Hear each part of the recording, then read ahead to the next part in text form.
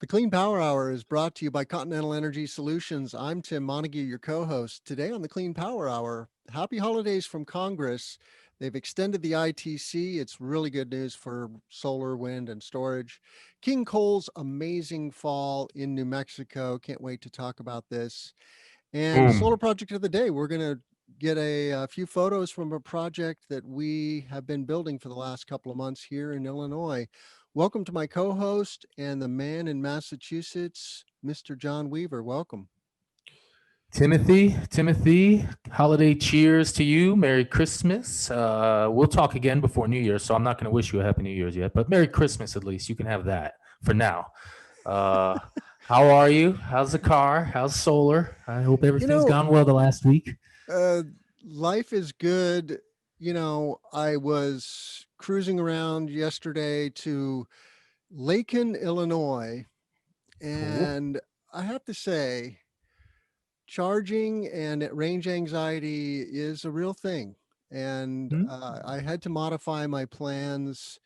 It worked out, but you're always thinking, okay, where am I going to get my next juice up? And how difficult is that? And how far off the beaten path? Unfortunately, I had to go into Bloomington Normal. Not that that's a bad thing, but it was quite a bit off the road. So that was an adventure. And now I'm, just I'm a newbie, right? So I don't plan very well, but it works out. How are your holiday travels coming together?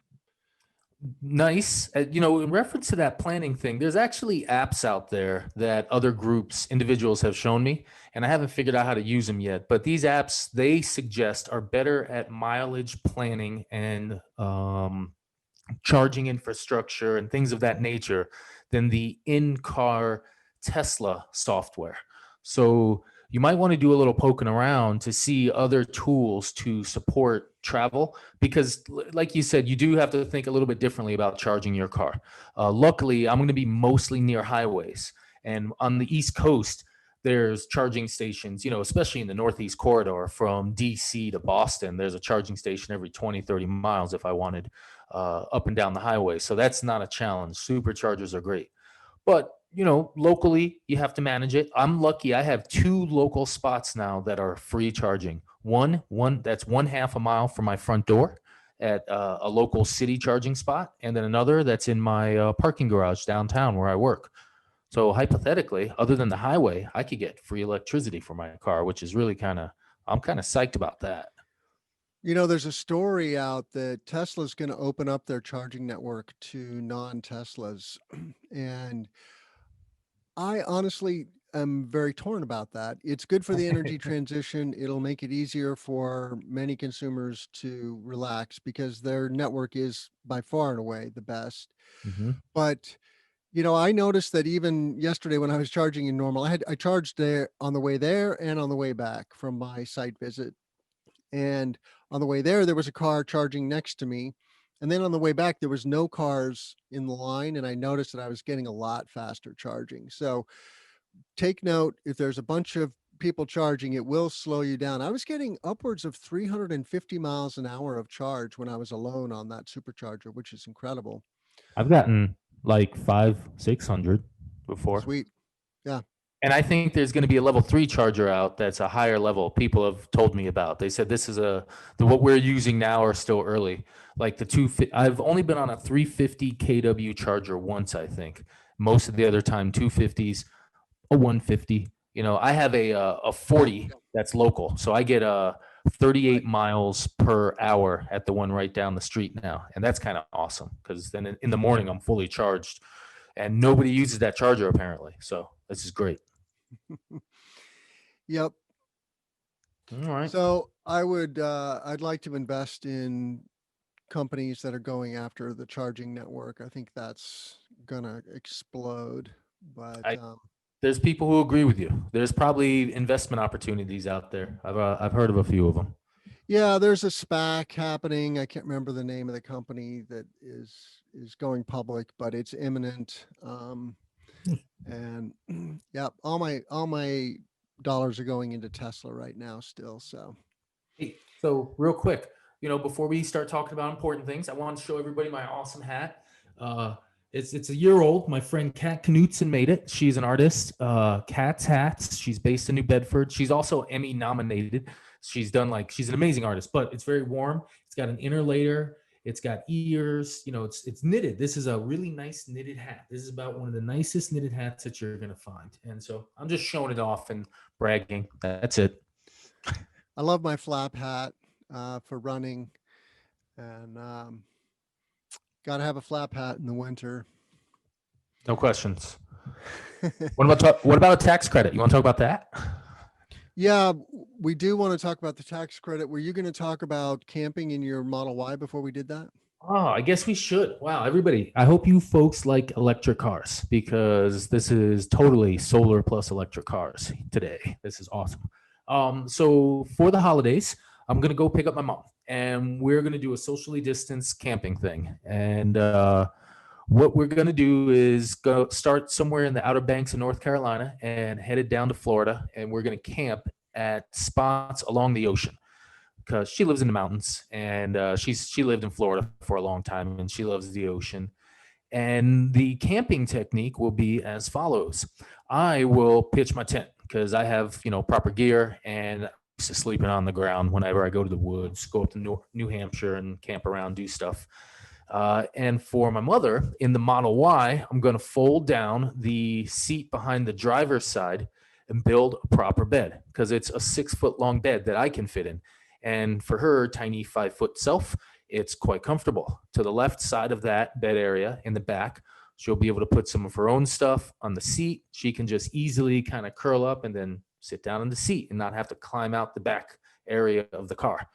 And it fits perfectly for her to sleep there. And then you turn on camp mode overnight and you're going to spend 10 miles of range, maybe a little more, 15 miles of range, and the car will stay at 68 degrees, 69, whatever she wants it to be, because you can do that with a Tesla. It's just like protecting your pet, except when you do camp mode, it has a little campfire and it makes a little crackling wood sound, so that's totally worth it all.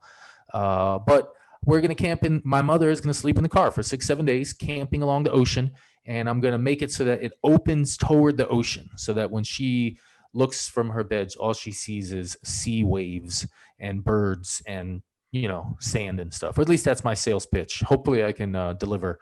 We're working on various sites. We've picked out 5 or 6 that we might want to hit, and we'll fiddle and faddle as we drive and just look at stuff. So Tesla camp model, man. That's one of the biggest reasons that's why I chose this versus the Model 3 without a doubt. And I'm very, very happy to be using it that way.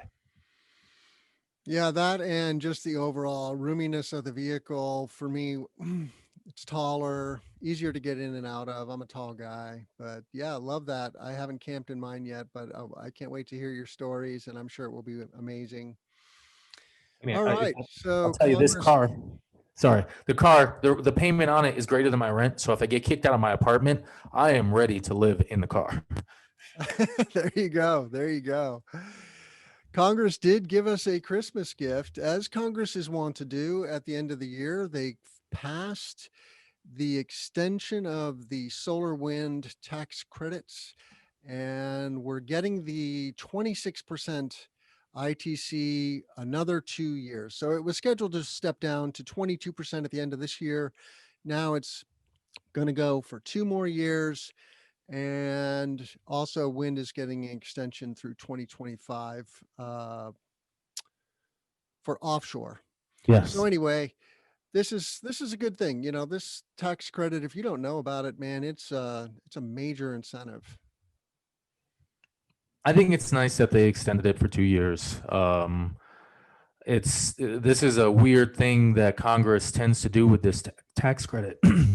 In my career, is extend it near the end of the year, and so it does this thing where we are scared and customers are browbeaten, saying, "Listen, this thing's going away." And we don't know the answer because it's Congress. And since none of us are the president, it just so happens, none of us can really predict what document's going to get approved and sent. And so every year there's this huge buildup at the end of 2014, 15, 16. We have these giant volumes that come in because of these tax credits expiring. And then half the time Congress extends them. So it's this funky little yo-yo. And it's great for Us though that we got it and we need to be happy and get back to work, and it's cool. The 30% tax credit for the offshore wind, I actually was very surprised about, and I'm super happy about it because offshore wind is going to be very significant for our power grid. Floating wind is, yeah, I think floating wind might take over like 50, 60% of the world's electricity casually, just in tiny little things that nobody will ever notice. And then I think a million fish are going to live underneath these floating wind islands. And Japan's going to have it, and China's going to have it, and Australia, and the United States, and Europe. I think floating wind is the coolest thing. Maybe we'll build cities floating on the ocean, covered with bifacial panels and surrounded by floating wind turbines. And the people of the future will get another few billion people living in the Pacific, and their careers will be to export electricity to us land lovers. And their people will evolve differently and make a beautiful ocean paradise that we will visit for vacations. How's that, Tim? I like it. It's called Waterworld. Oh, Uh, okay. I'm not that creative. but yeah, no, I do think that we will build floating cities. When I visited Japan a couple years ago, I learned that they have, expanded the amount of land that they have. They're very landlocked. They're an island nation, and they take their municipal solid waste, they combine it with dirt, and they make land. Wait, so And that's how they do it? They make land with waste. yep. Oh, these are the smartest people on earth. My goodness. All of us are like complaining about what to do with our trash, and the Japanese are like, no, we should build islands. This is what smartness. Jeez. And those floating turbines, I do think that there's an economic opportunity around those turbines. An ecosystem does pop up, and you could do fish farming. You could do, all kinds of tourist activities, including fishing. Um, Diving, good Artificial point. reefs are a thing. Yeah, Sorry. yeah. It'd be really cool to drop down and go diving underneath a sea kelp forest underneath there or something. That'd be neat. Good point. Yep. I went fishing at an artificial reef in Florida. I had this girlfriend in college whose father was really into fishing, and he had somebody take a barge with scrap metal on it and dump it off offshore and made an artificial reef that only he knew about so that he could have awesome fishing. That's actually really funny. That's when you know stuff. You got your own barge. Well, whatever. Good job there, buddy. Okay, we're gonna watch something blow up now, aren't we? Yes, we are. And this is an awesome site. Thanks to our friends at EcoFlight here. You're looking at a 2.25 gigawatt coal plant in Boom. Page, Arizona, which shut down a year ago, November, and it's going to take a couple years to decommission this project. But it's one of the largest coal plants in the country, and luckily they could have extended this project's life into the 2040s. And the utility that runs it is called the Salt River Project. They decided to not do that and to decommission the plant, and they're transitioning to wind, solar, and storage, mostly solar and storage. I mean, as you can see, awesome solar resources.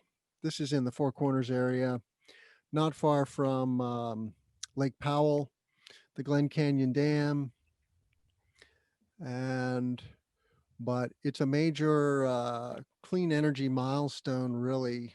Um, and just one of many, right? There are dozens and dozens of coal plants around the country that are being decommissioned because the economics just don't make sense. And wind, solar, and storage are where the action is. But I think I, you're right about the symbolism. The coal plants coming down is so huge. There's going to be a document that we'll reference a little further down later that talks about the amount of coal that we need to shut down, like 181 gigs. But if you think about it, this 2.25 out of 181, it's a non-trivial number. I mean, this was we have roughly 250 gigs of coal in the US, maybe 300, somewhere in that range. So this was close to 1% of the remaining coal just got knocked down. And it was already knocked down. So maybe, it was already shut down last year, but still, that's neat. And the volume of solar and storage that's coming in Arizona to SRP and other utilities in Arizona is huge. They just signed, well, they're working through some documents in Arizona to move toward like 100% clean energy, 50% renewables, 80% renewables, something like that. Yuma, Arizona has maybe the second best sunlight on the planet, third best, fourth best, and so it's a place that's going to happen. And there's an RPS out right now. Sorry, request for proposals (RFP) out from one of the utilities. And I'm going to look it up. I just got approved to see the documents, but specifically to retrofit existing solar they've already built with energy storage. And I'd like to see how that progresses because I've heard of challenges to DC retrofit solar plants because it's hard to get the electricity out to the inverter where the solar is. So, if you're not thinking about running wires at the appropriate times, it's like, what are we going to do? So it's it's interesting. It's interesting to hear about that. So that's cool. I'm real glad they blew that up. I hope we start building some solar within native land so that they can have some proper jobs because it's probably 500, 1,000 people who now need to earn some income in a different way. Yeah, that plant employed 500 people. 90% of them were Navajo Nation. And yeah, I mean, sPower is in the news and Salt River Project both. They're installing hundreds of megawatts of solar. I mean, the first project that was announced was a 1 gigawatt hour storage project combined with 250 megawatts of solar. So they are going after it. And what I don't know is what the jobs numbers are. I mean, of course, that's a lot of construction jobs. I don't know on an ongoing basis what the numbers are for, a 250 megawatt power plant, for example. I need to do more homework on that. But anyway, uh, yeah, it's happening. It's happening. Yep. Yep. So we're going to see the opposite of a smokestack falling down. And that is a rocket landing. It's a very important video. I wanted to make sure you shared this, and then we'll talk about it. Okay, look at that. All right, see those little legs come out. See, you just landed a rocket. That's not in reverse. Okay, just It want to make almost sure. looks Okay, like a so now, smokestack. so Tim, just want to make sure. Hey, everybody, we just landed another rocket. That's it. I just wanted people to see another rocket landing because it's And really this is cool. important And because we're landing rockets, dude. That's it. well, and hopefully going to Mars. Yeah. Yeah, You know, absolutely. But, casual rocket landing. That's it. I just wanted to share a casual rocket landing. one of the interesting factoids, they we didn't talk about it, I don't think, but they launched SN8 last Yes. week. They did their first major test, high altitude test, and it was a huge success. It's famous because it goes up and then it belly flops down, right? It coasts down and then lands vertically. But the atmosphere on Mars is 1% the density of the atmosphere on Earth. So it's a totally different ball game. Landing rockets on Mars. I did not know that until recently. Check out the And what is angle. gravity? What's gravity? A half? A third. A third. Yeah. Wow. So no So atmosphere and much lower gravity. That's very so interesting. Totally terminal different math. velocity is still higher. I don't know what terminal velocity is, but it's still higher on Mars because of that very thin atmosphere. But gravity is lower, so the acceleration toward terminal velocity is probably much slower as well. Interesting. Cool. Yeah. Rocket ships, dude. Coming in like a bullet. All right. great I like story this about, report. sorry? I like this report. Yes. Um, I mean, one of many reports that came out this year, actually, 2020 is the year of the energy transition is doable with existing technology. WoodMac did a report here, outlines how the US could reach 50% by 2030. The thing I like about this is we could get to 37% with just executive actions, right? So Mm-hmm.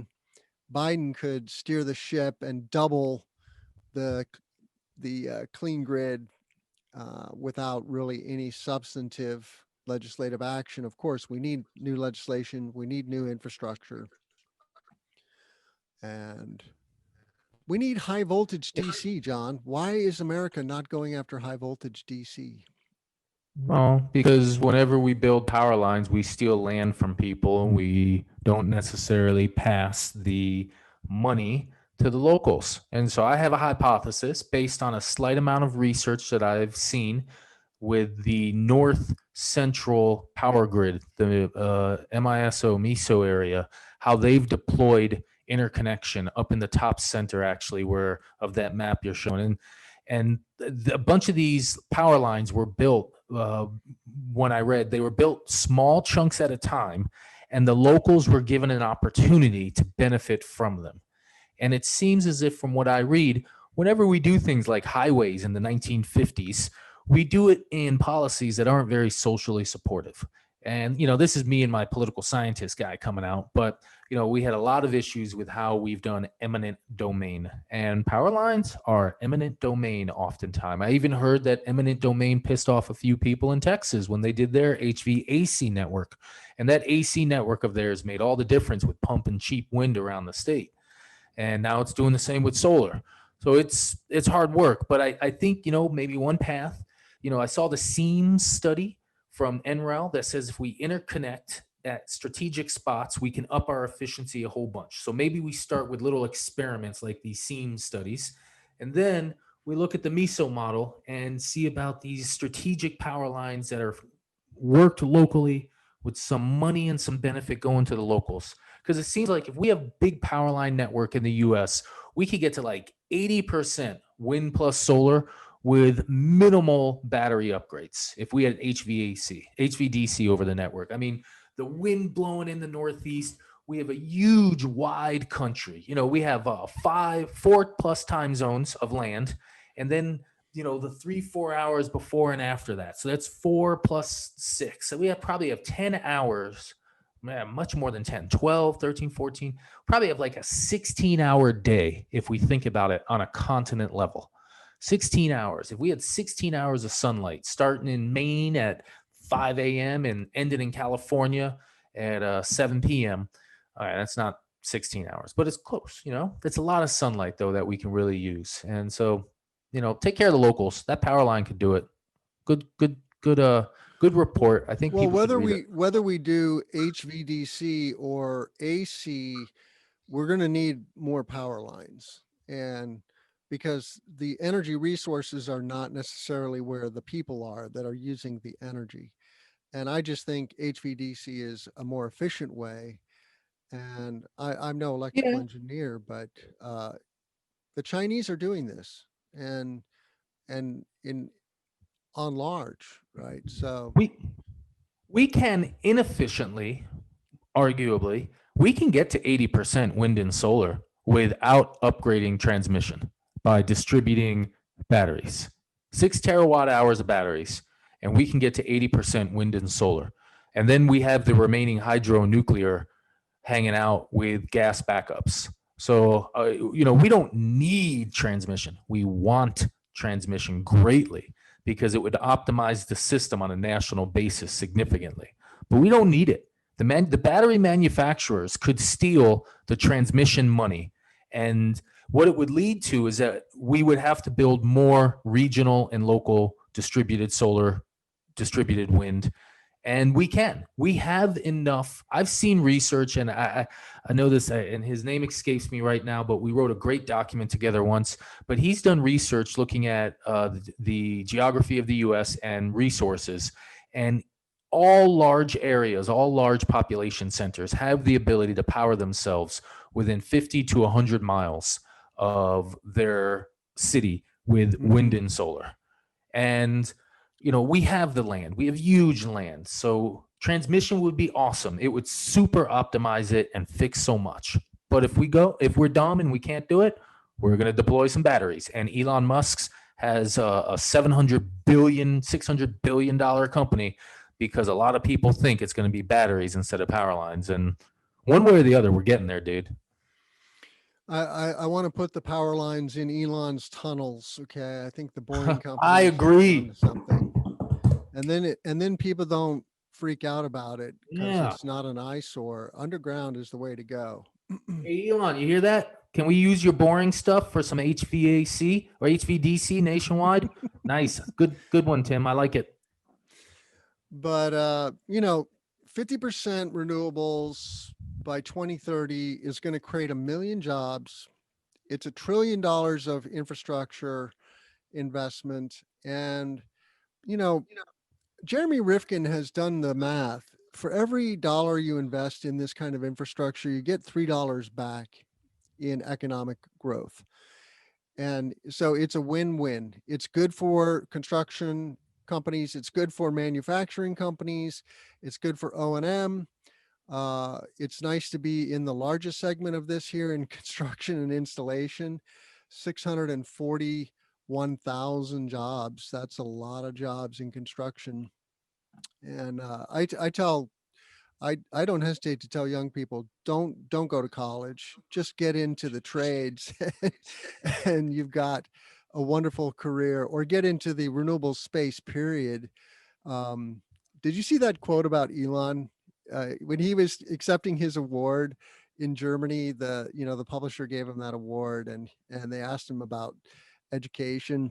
He was like, college is just a big social party. There's no need to go to college. You can learn anything you want from the internet. So waste of time. And I'm kind of in that camp, although I did go to college and grad school.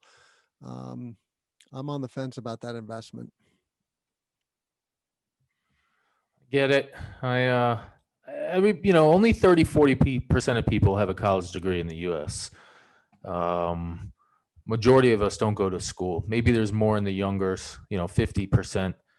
But trades are great. To be an electrical contractor, though, you want to say, oh, tradespeople don't go to school. Well, I know master electricians in Massachusetts who have gone to just as much undergrad as I have.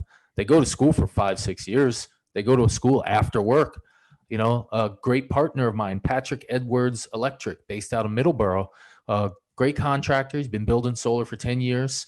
And works with us real close sometimes with his team. And he had to go to school after work for 6 years. And now he's got a master electrician. He's borderline got a master's degree in construction and engineering and all that kind of stuff. So, he works hard, and now he's an expert, and now he gets paid well. And I'm happy when I give him checks, and he's happy when he gives me checks. So, the trades are going to give a lot of jobs: solar, energy storage, engineering, maybe even some mining if we can up our mining cleanliness game. So yeah. So you found a bizarre story and a really cool photograph about vertical farming. I feel like I'm in a sci-fi movie here, though. This is how the Martians are going to live, for sure. That's like 2 feet tall, 3 feet tall. So it's not like a giant truck.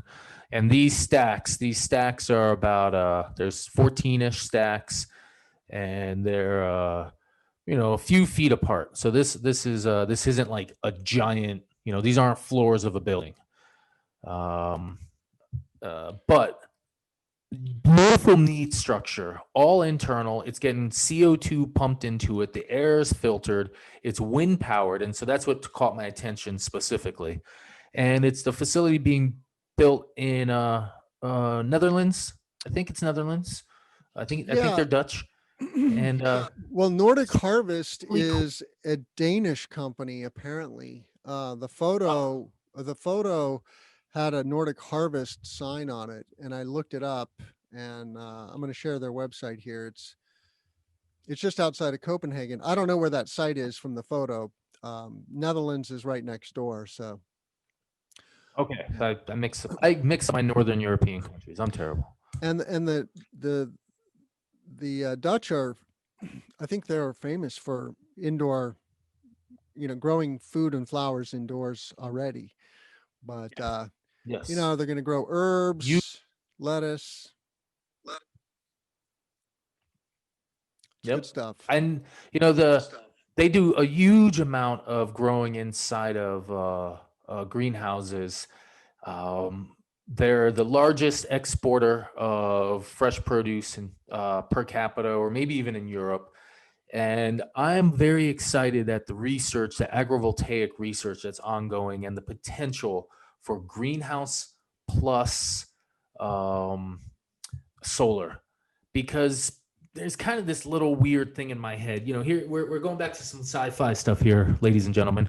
But if we could have a weird little house that had solar panels, it had a greenhouse for food, it had a protein growing facility, it has this electrical transportation hardware, and then maybe we have like metal and plastic 3D printers, some high-end computing, and maybe even we have like geothermal energy. But hooked up to that geothermal system, we have some mining robots, and they're just constantly procuring the earth around us to try and find new metals to feed to our 3D printer. And so then we could have this little self-sustaining, embodied, you know, truly distributed living structure. And I bet you Elon's thought about this, because he's invested with his brother slash cousin. I don't know what the guy's name is. He always wears a hat. Um, and he's invested with him with a Boston-based shipping container farming company, freight something. I can't remember what their name is exactly, but so there's got to be a thought about on Mars about making these little tiny communities that can do everything. And what is it that you need? Well, you need food, you need energy, you need some transportation, you need some structure, and you need material. And where's that material going to come from? Well, you're going to have to mine it. Maybe we can asteroid mine it, but we're not there yet. We're going to be on Mars in a couple of years. But maybe the Boring Company is going to drop some of these suckers on Mars, one or two of them, and we'll use that to start our mining underneath the surface of Mars and feed the material backwards, upwards to the city to process. But somewhere within there, you then have a true little self-contained bubble of a colony. And I wonder how small we could get it. Like, could you have like a personal mining robot, Tim? Do you see yourself turning your Tesla, putting a little nose cone on it and then putting on the FSD and saying, hey, we need some lead, we need some copper, and and a whole bunch of ore if you could. And then he comes back with piles and piles, and you feed it into your printer, and da da da da da, and bam, and now you're little mini civilization. Those types of plans are happening. I know they are, because that's common sense, and it's common space sense. Building new colonies. So I'm interested. I wonder what's going on. The weird thing to think about. I've been listening to quite a few videos about Mars colonization just because it's interesting. The people that go to Mars are most likely not coming back. It is going to be so painful to make the transition from 1/3 gravity to 0 G. It's an 18-month trip on a spaceship, and that 0 G is very painful coming back into 1 G. And once we have a self-sustaining colony, of course, then humans are going to evolve into something totally different, uh, growing up in 1/3 the gravity, in living, not necessarily underground, but with screens as your windows probably. And I mean, it's a totally different world. Um, and the Martians, and Musk makes this point, the Martians will very likely be independent of the world, and they'll have their own society, own culture, own language. Um, my kids could be Martians. There is within their internet document from SpaceX. I can't remember the name of the internet service, but they noted that if this service is applied in Mars, it will be Martian law and no Earth-based law is applicable. And a bunch of people were like, "What the hell, Elon?" And I thought that was funny. Yeah. I mean, I would like Elon to come up with a better political system because ours certainly is broken. We just are not effective at getting stuff done. We have a system that it takes care of the status quo, but it's not really changing up in a way that we need to change up, right? In a dynamic way. The world is a new place. We are not on a sustainable path. We're on a collision course with climate change, and unless we really step on the gas here. Speaking of that, though, there is some good news, and Biden has picked former Michigan Governor Jennifer Granholm to lead the energy department.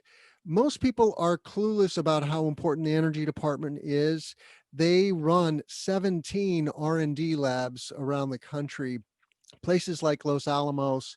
And yes, they're in charge of the nuclear arsenal as well, which is also very important. We want that arsenal to be safe, maintained. If we're going to continue to have weapons, they need to be maintained. We've had some very close calls with our arsenal uh, being accidentally triggered and things like that. We need smart, competent people at the helm here. But what excites me about her is that she is a clean energy advocate. She wrote recently that now is the time to make a low carbon recovery, right? And what she's referring to is what we were talking about from that report, right? $1 trillion. It actually should be $2 trillion um, to make the clean energy transition. And she gets it. I uh, I like the cabinet positions that are being picked. Um, it seems very appropriate regarding another cabinet position, a separate one of this, that we have a native to our continent who is now running the Interior Department, who or is nominated to run the Interior Department, and that's just fitting. Um, Seeing her picture standing there, it's just like, okay, I will accept this marketing, this PR. It fits because it's reality, and it should be something to that. It just feels right. Um, so, and it's interesting to watch the politics. Yeah, and we've got Pete Buttigieg in transportation. Um, you were referring to Deb Holland. I'm not sure how to say her Yes. name, but here's a photo of Deb Holland, who is a Native American, going to be in charge of the interior. And Pete Buttigieg, I didn't vote for Pete in the run up, but I like a lot of his politics, and he's a very smart guy. He's also a military veteran, so he understands the sacrifice that you make going into the military, and by running the massive military industrial complex that we do, he understands that cost. And transportation is a huge part of the energy transition. So having now three very thoughtful leaders in charge of so many resources, both natural resources and intellectual resources. This is huge. Yeah, it's weird that the mayor of some Indiana city is now running transportation. I think he's a smart guy. I wonder how much real transportation experience he has, or whether he needs it, whether we just need a good mouth to push it in a manner because we've already got the experience and hopefully he has good advisors and he's among people with a good push. Uh, but that's cool. Just let him keep going with it. Hopefully, January 20th, 21st, 22nd, there's going to be shifts in policy on a federal level, and we'll see how that comes. One of my construction partners is asking us to support him in getting better at public RFPs because he's projecting more federal demand for on site construction of his type. So it's politics is real. I mean, we started off the show talking about an extension of the tax credit, and now we're talking about human beings who are running big departments, and all this stuff adds up. So it's pretty cool to watch. Speaking of cool to watch, here's a video that RPCS posted and of a pile driver. You can see that pile just going into the ground like butter.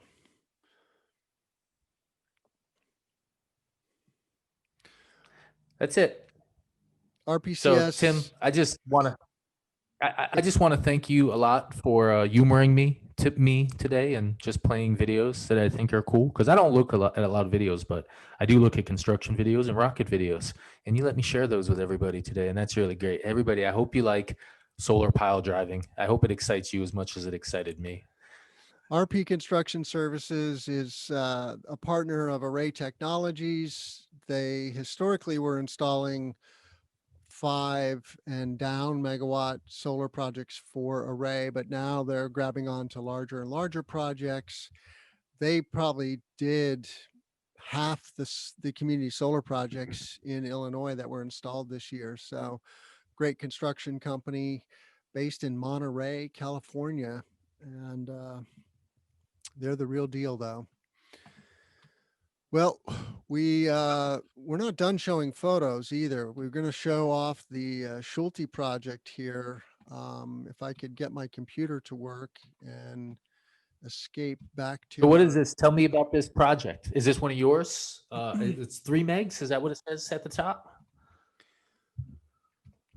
Yeah, so the Schulte 3 megs. project is a community solar project, 3 megawatt DC. I'm going to get this on screen here, so bear with me. Was this built by you guys? Yeah, so we're the general contractor or EPC on this project. This is in Lacon, Illinois, near the Illinois River in Western Illinois. It's about 2 hours from where I live. And we're looking at bifacial Seraphim 395-watt modules here. This was yesterday, so December 21st. It's the shortest day of the year, Gorgeous. which is nice to see how the shadow from the array on the right side, Oh. right, almost touches the toe of the next row of modules. So kudos to the engineers for getting the row spacing right on that. That would have been embarrassing if that wasn't right. Here's the Chint 125 kW 1500 volt inverters. The 125s are nice for these 2 megawatt AC is what these projects are. So you get 16 times 125, you get 2000. And so really nice. The farm fencing was something that I particularly appreciate. That's what we call this type of fencing with wooden posts. The squares in the wire are about 6 inches on a side, which allows birds and other wildlife to more easily pass through. And it just fits the landscape. This is a very rural farming area. And so I really I object to chain link. So for any developers out there, if you can do farm fencing, most authorities having jurisdiction will accept it. Not all, but most. And much more in character with this landscape. There's a picture of the crew. And we had a photographer on site with me, Jason Lindsay, who's a professional photographer from Champaign, who started a personal project now running around documenting solar projects. And this is Flex Rack, solar Flex Rack. You see the wire management that's built into the purlin right Mm-hmm. here. Very nice Yep. wire Like it. management. It's a very clean system, very easy to install. We really like the solar Flex Rack, I have to say. And there's Jason It's nice photographing looking. the crew. Nice. That's cool. Nice gear. Nice setup. I like that. Nice clean system. Yeah. Bifacials. A flex rack looks cool underneath. Those are all good. You guys build big projects. That's pretty cool. Well, most of our work is rooftop. We are involved with 5 of these community solar projects, and 4 with Summit Ridge, 1 with Nexamp. There's 111 of these projects that got built this year for the most part. There's a few stragglers next year. One of them didn't get built in our portfolio, but this year next, although most of them still haven't energized, strangely enough. Um, Only about 1% of them are energized. So hopefully that number's changing rapidly in the next month or so. Are we going to talk about the Apple car? Well, technically, we're not going to talk about the Apple car. What we're going to talk about is an insider who told Reuters that there might be an Apple car in 2024. So, I mean, that's it. Technically, there's nothing. But, Apple's, been talking about it for a long time, this Project Titan thing. I've been hearing about it. And I pulled out one key data point from this article just because I thought it was neat. It was the only chunky thing. They said they have a new battery technique. They're calling it the mono cell design that has bigger cells. Sounds like a lot like Tesla's 4860, and frees up space by eliminating pouches and da da da da. That sounds exactly like Tesla. I don't know what exactly they're going to do. I think that somebody like Apple could build any damn thing. And, one of the articles said, well, it might be hard for Apple to scale up because you got to have 100,000 cars sold per year in order for hardware manufacturers to talk to you. I'm like, this is Apple.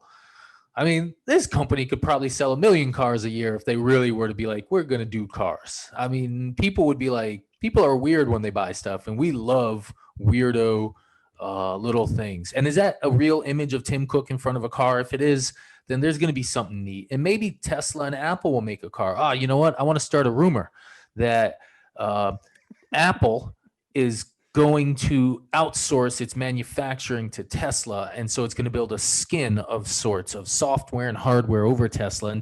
And Tesla is then going to benefit from it because they're going to work together to a degree. And maybe Apple will make the software better at Tesla. Who knows? They're close enough. You mentioned to me that Elon might be pissed at Tim for stealing employees, and that resources of top talent is sometimes challenging to get. And that's a good point. But, these companies they just have minds, thousands of minds just thinking about building this hardware. And that's pretty neat. And if Apple wants to do it, they will. And maybe that's the legacy of Steve Jobs still within the company. Maybe it's pure Tim Cook. Who knows? But that would be sweet to have an Apple and a Tesla car. Because, Ford and Chevy, they're getting old. Yeah, their trucks look cool. But fundamentally, these are 1950s vehicles with shiny stuff on the outside and tweaked engines. So now we need 2020 vehicles. And these companies can do it. I mean, it would be awesome if Apple was able to bring an electric vehicle to market, given how good they are at design. The question is, can they do something so radical without Steve Jobs? Steve was the visionary.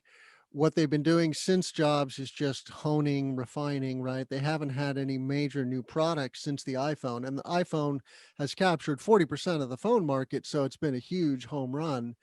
And so if they could do that in the EV space, that would be awesome. I say bring it on.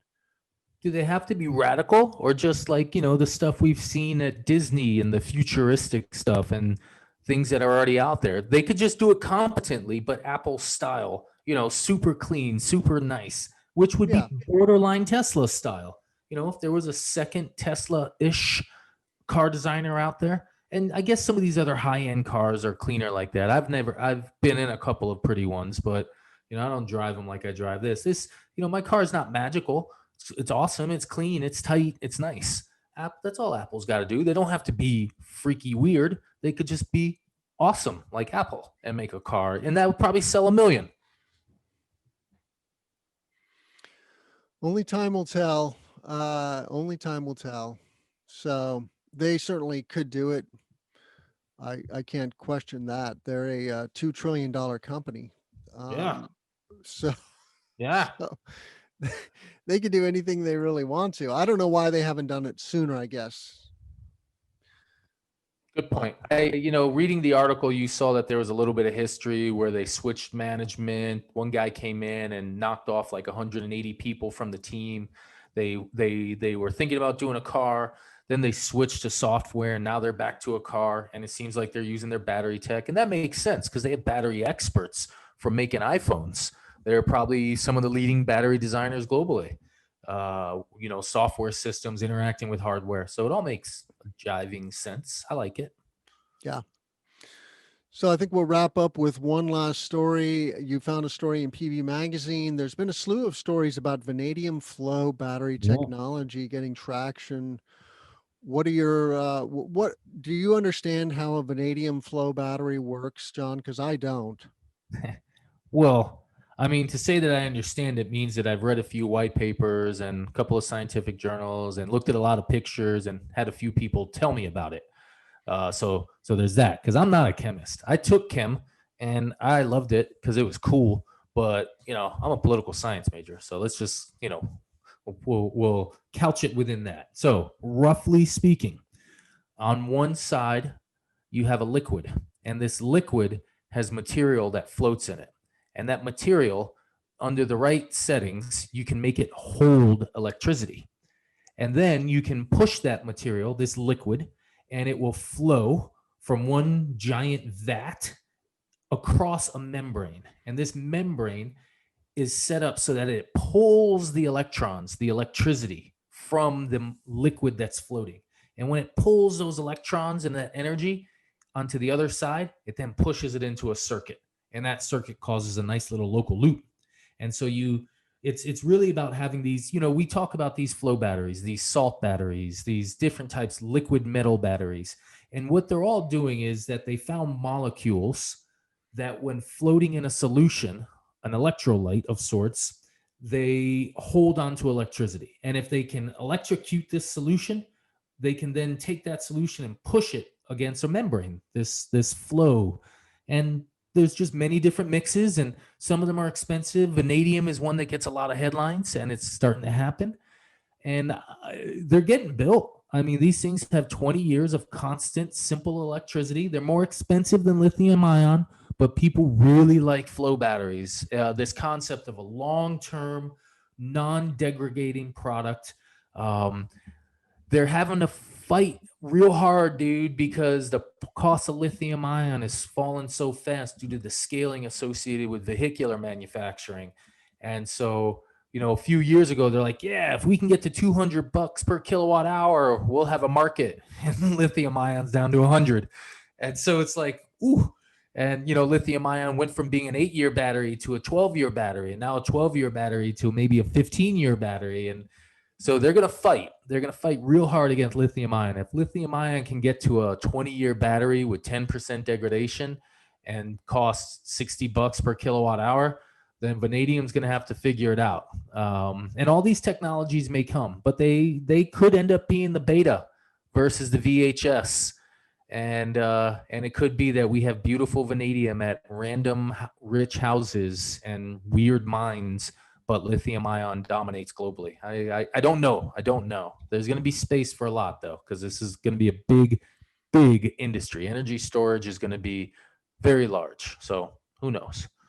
Yeah, it's so early days for storage, and yeah, I'm just it's curious that there's so many stories about vanadium redox flow batteries in the news. There was another story from Spain where they're pairing this technology with wind farms. And I think we are going to see a slew of that, of existing clean energy projects that are now going to get storage attached to them. For what we were saying earlier, you don't need to expand the grid. You just need to add a bunch of storage.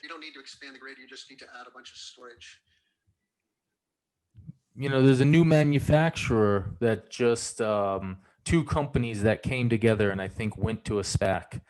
And I think one of them is Avalon, and another one is maybe it's Red something, Red TX, Red X, or Red Flow. And they combined into a company and they went public in the UK. And they're projecting that because of combining of smarts and technology, et cetera, that they can get their flow battery cost down 20 to 30%. And there's still the 800 megawatt hour flow battery they're trying to build in China, which is pretty neat. So there's talk constantly. And you mentioned, battery storage, and I went back to the article from Green Tech Media, the 50% one. So I have it up on my screen, and within it, they talk about energy storage being deployed. And I think I'm trying to, oh, here it is. So they said to get to the 37%, no, to get to the 50% mark, but one of them, they talk about needing 188 gigawatts of power. And maybe that's going to be 4 hours of capacity behind that. And so we're talking close to 800 gigawatt hours of capacity to do the 50%. Well, that's about 1/5 of that 5 terawatt hours I was talking about to get us to 80%. So there's going to be huge, huge volumes of energy storage hit the world, and plenty of space to experiment. There's going to be lithium ion. There's going to be vanadium. You can have a cool off-grid house with a battery that has flow. It never gets too hot, and you just got to change a couple of filters and a water pump. The filters every 10 years, the water pumps every 5 years, and you can have electricity storage forever. And that's the flow battery pitch. And it's going to happen. It's going to happen. I just wonder who's going to be 80%. Yeah. Yeah. I'm curious about flow batteries. I listened to a podcast with the founder of Blue Planet Energy, which for a while they were doing flow batteries, and then they got out because the liquid waste from these batteries disposing of it is non-trivial. And I was just reading a little bit about vanadium. It's not clear if vanadium is the real problem, but anyway, um, check out Blue Planet Energy. I think they're going after lithium iron phosphate, and Hank Mhm. Rogers is the founder of that company. They're going after small commercial and residential, but yeah, the jury's not out. We will see. If you have enough space, Yeah, yeah. flow batteries could work. The lithium phosphate, the other mixes of lithium that instead of the cobalt mixes, those cars are being experimented with in China in a marketplace that's okay with less driving distance and smaller cars and less and a little bit less range because of their nature of travel.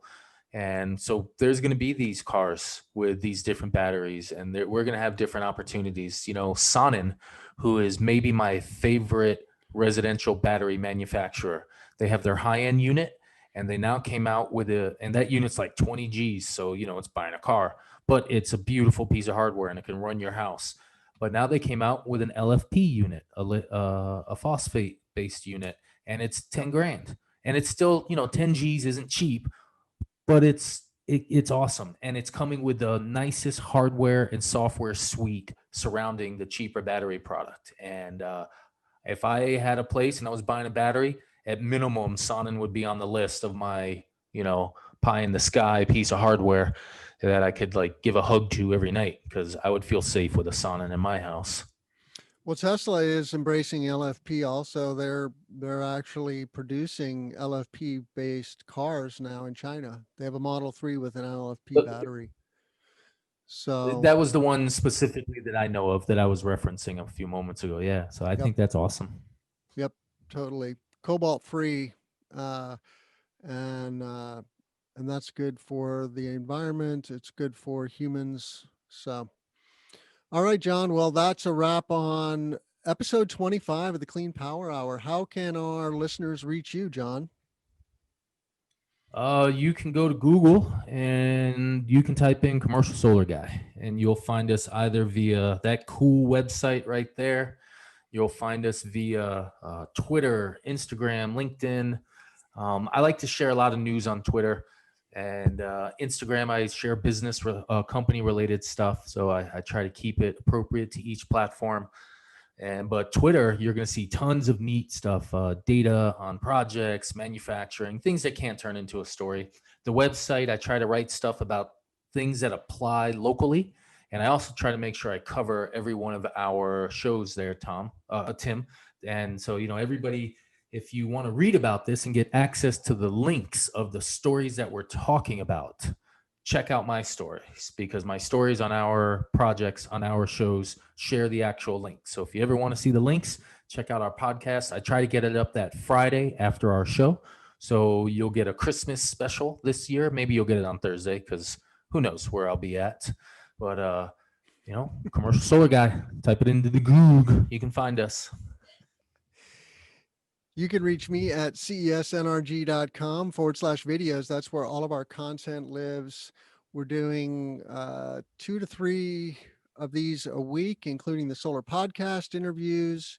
And then if you just scroll down, you'll find all of the clean power hours. And so it's a pleasure and a privilege to bring you the latest solar and storage news with John Weaver. Thank you, John. And I hope you have a wonderful trip with your mom to the Carolinas. That sounds like a great way to celebrate the end of the year.